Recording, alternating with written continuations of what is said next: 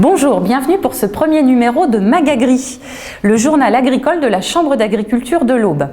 Chaque mois, nous vous proposerons de faire un point sur l'actualité agricole dans nos campagnes. L'agriculture est-elle en voie d'ubérisation?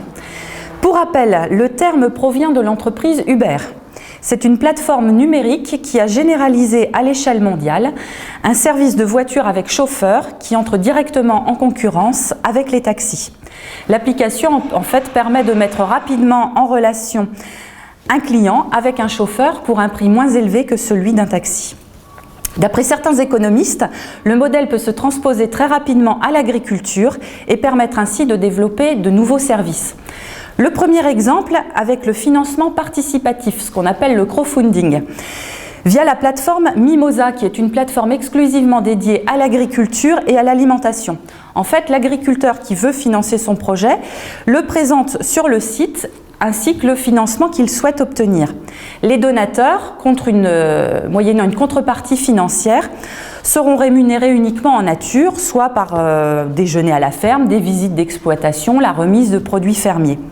À ce jour, ce sont 200 porteurs de projets qui ont été accompagnés et il y a dernièrement un producteur au bois qui a pu se faire financer un distributeur automatique de fromage. Un deuxième exemple concernant la mécanisation, qui peut également donc être concernée pour baisser les coûts, avec la plateforme WeFarmUp, qui met en relation l'exploitant à la recherche d'un matériel agricole avec un propriétaire dont le matériel serait sous-utilisé. Lancé en 2015, WeFarmUp compte aujourd'hui 700 membres et vient de signer un partenariat avec une coopérative pour promouvoir ce service auprès de ses 12 000 adhérents. L'ubérisation s'inscrit ainsi de manière plus large dans le cadre de l'économie collaborative et la maîtrise des outils numériques. Elle repose sur la généralisation du haut débit, de l'Internet mobile, des smartphones et de la géolocalisation. Gageons que nous reparlerons certainement de ces sujets dans des numéros à venir. La météo des marchés maintenant. Le prix des céréales reste sous pression de l'abondance des disponibilités 2015. Les regards se portent désormais sur 2016. Dans l'hémisphère nord, États-Unis, Europe et mer Noire, les perspectives de production blé sont bonnes ou s'améliorent. C'est sur l'Amérique du Sud qu'il faut chercher du soutien. En Argentine, trop d'eau perturbe les récoltes de soja et de maïs. Et au centre du Brésil, c'est la sécheresse qui pourrait réviser les records initialement attendus en maïs. Tendance haussière pour les oléagineux. Plusieurs facteurs se conjuguent.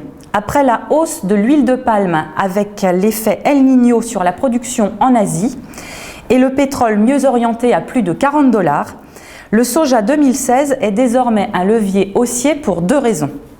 La première, c'est que les semis américains devraient favoriser le maïs par rapport au soja et le climat perturbé d'Amérique du Sud, lui, pourrait réduire la production argentine en soja.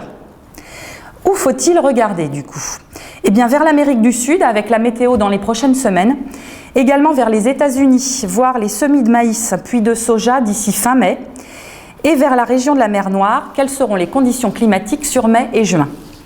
Quelques points d'attention, le pétrole avec la parité dollar-euro, voir le positionnement des financiers sur les marchés à terme et enfin l'exportation de l'Europe et la France vers le Maghreb pour contenir des stocks de blé bien lourds.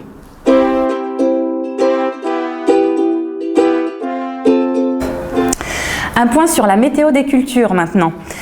Conséquence d'un hiver exceptionnellement doux, les cultures d'automne sont en sortie hiver à des stades avancés.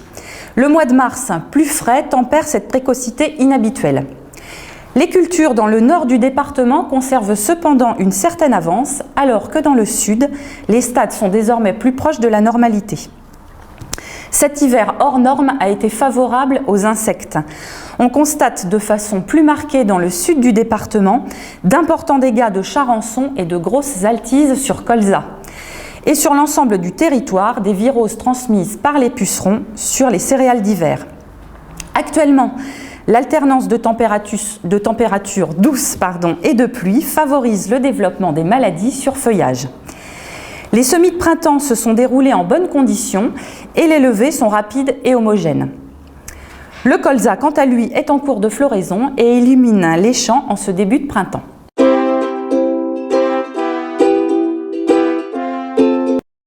Terminons maintenant avec quelques dates de rendez-vous. Le 18 mai, le forum des opportunités.